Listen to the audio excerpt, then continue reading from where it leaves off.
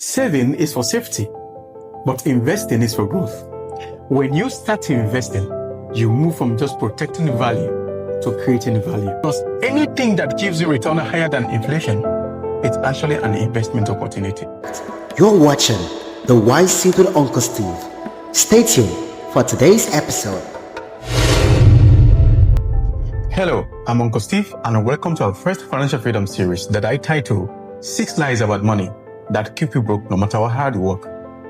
And in today's episode, we are beginning with the first lie, which says, saving money makes you rich. This episode is divided into 3 sections. Section 1, I will help you to understand how saving is a terrible strategy for building wealth, and also uncover how inflation slowly eats the value of our money over time.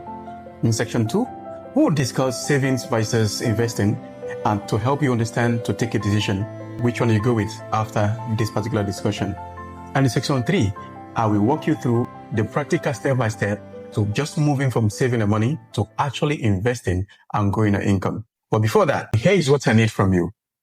I want you to follow closely all the examples in this episode and take note as we go. At the end of this episode, I want you to share your thoughts with me in the comment section. Share with someone that you think actually needs financial freedom.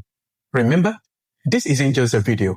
It's a financial awakening. We are not just learning how to make money, but we are also learning how our money works for us. So sit back, grab your notebook, and let's begin the journey into line number 1.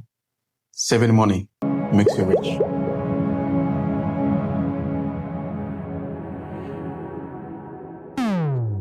This word is in financial chaos, and everyone is afraid of the future. The only advice they could give you, save money, because you don't know what will happen in the future. And saving, it's yes, very important discipline, but terrible strategy for building wealth. Or let me give you the untold story about saving. Savings actually protect you, the owner of the money, from spending all the money. And that is good. But it doesn't protect you against the worst enemy of your money, inflation. Now, according to World Bank, IMF, and African Development Bank inflation data, between 2015 and 2023, Sierra Leone experienced, on average, 14% inflation rate annually. It means, which almost equals to 75% loss in purchasing power. Let me explain this in practical terms. This is Sierra Leonean money. These are currency. This is 1, 2, 3, 4, 5, 6, 7, 8, 9, 10. 100 leones. So, World Bank, IMF, and African Development Bank data is trying to say, in 2015, if you could buy 100 eggs with these 100 leones, by 2023, you could only buy 25 eggs with these 100 leones. Did the eggs grow bigger? No. Did they spend their money? No. What then happened? Inflation has ate 75% of the value of your money. Could you explain how this came about? I bet you 95% of Sierra Leoneans statistically have no idea how it happened. The reason is, it is not printed on the billboards. They don't show them on TV. It doesn't come like a mighty rushing wind. It comes cent by cent by cent. So slowly that you don't even notice when it is the value of your money. Let me share with you a very interesting story told by a wise man some years ago. He said, if you want to kill a frog silently without provoking a fight, don't drop it in a pot of hot boiling water. It will jump out. Instead, he said, 3 steps. Fill the pot with cool water. Drop the frog into the cool water and place the pot on fire.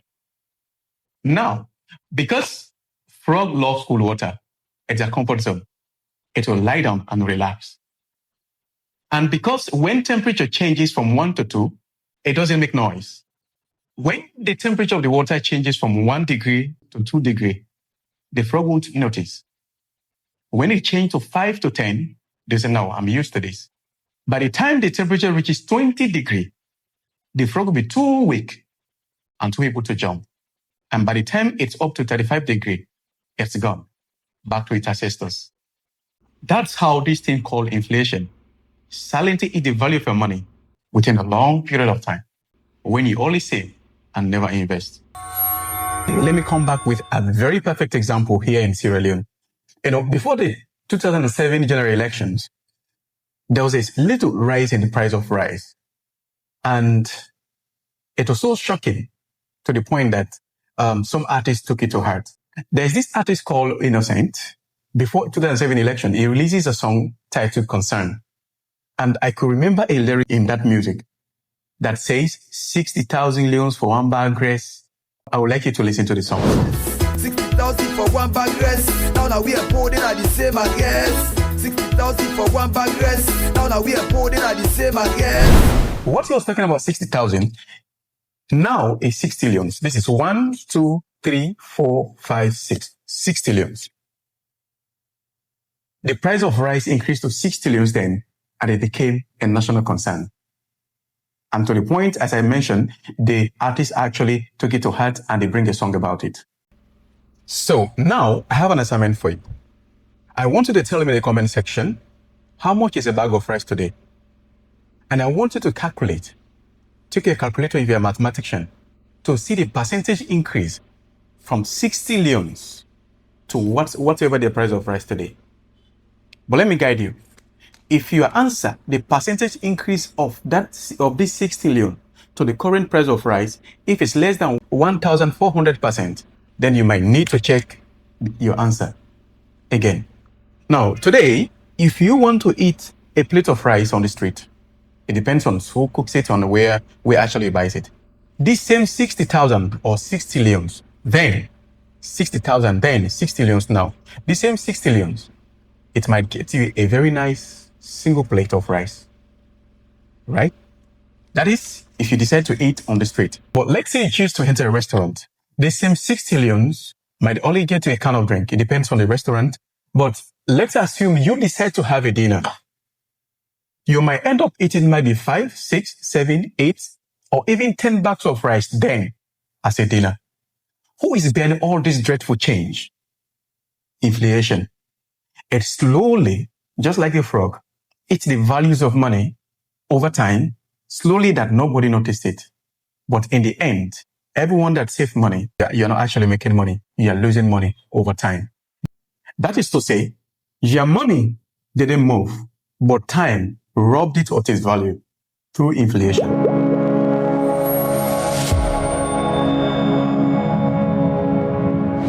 Imagine you have 5,000 leons in a savings account earning 3% a year. After 12 months, your 5,000 leons becomes 5,150 leons. But inflation is 14%. Your money actually lost value. You earn 150 leons, but lost 700 leons in purchasing power. That's what saving does. Your money remains, but it's shrunk over time. Let's flip it the other way. You walk to the same bank and ask for fixed deposit account, for example. The bank offers you maybe 15% to 20%. It depends from bank to bank. Now, and you agree to lock your 5,000 for 1 year. That means you can't touch the money until maturity. After 12 months, you earn 1,000 leons as interest. You've beaten inflation because you've earned 1,000 and inflation is chasing 700. That's what smart money does. They don't sleep. They keep working over time.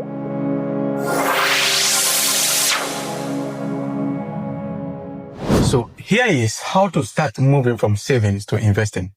Step number 1. Ask your bank what investment option they have. Things like fixed deposit account, treasury bills, or certificate of deposit, and many more. They have a lot of investment opportunities or options. Don't be shy. The same bank where you save your money, they invest as well. The only problem is a lot of people never ask. And step number 2, decide on how much you want to put aside for investment. Let me say if you're a monthly earner, then set a specific percentage every month aside. We call this investment capital. It is very, very important. But there is a trick I want to share with you. Make sure whatsoever amount you decide to put aside is an amount that you can actually run every other aspect of your life without. Because you don't want to save an amount and then later go and obtain a loan that is even more greater than the capital you are saving. That means you might be behaving worse than inflation, right? So agree on a specific amount. This could be any amount because you are a beginner in investing. So I advise you start with something a little bit comfortable with you, something that you can lay aside. We know it might not be 100% comfortable, but now that you have decided to become an investor, everything has a beginning. Set a specific amount that you are much more comfortable with. So once you decide on the amount that you want to put aside or the amount that you want to invest, step number 3 is you choose the period. How long do you want to actually lock your money? Is it 3 months, 6 months, 12 months? You decide. But it's better to always choose the longest period because the longer the period, the more interest the bank will pay.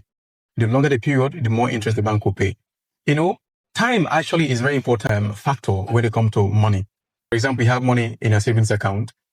You start losing cent by cent for over a long period of time, you lose a lot of money. But if you have money in your investment account, time compounds interest. So you decide on the longest period of time you think you can have your money locked in the bank and pay you a specific interest at the end of that period. This is very important. Step number 4. As you grow in confidence, diversify. Don't just limit your money to banks. Don't just limit your investment to bank. Probably you want to invest in small businesses, maybe farming groups, maybe, any small businesses. And also you could invest in yourself in skill training. Skill training is actually another investment. You can invest in yourself. How this one help you? Let's say you're an accountant and you decide to take maybe a professional certification that can actually add to your CV to get more position in your workspace. You are invested. Such an amount is also an investment because anything that gives you return higher than inflation, it's actually an investment opportunity. Step number 5, reinvest your profit. Don't eat your harvest. Plant it again. There's a mistake a lot of people do whenever they start investing. As soon as they start making money, they will stick to the capital. Whatsoever profit you get from your investment, add it to the capital to increase your investment capital and reinvest it. There is this common notion that we discover over time. In the past, when a slave gave birth to a child, the slave master would be very happy. Why? Because the slaves have started multiplying. That's it. I normally say the son of a slave is a slave as well. So that's the same thing. Your money is a slave. Your capital is a slave. Now that the slave has started multiplying, let them all become slaves. The profit to your capital or the profit to your investment, add it to the investment, let them all start working for you. The more of the capital you have or the more of the slaves you have working for you, the faster you achieve your financial freedom.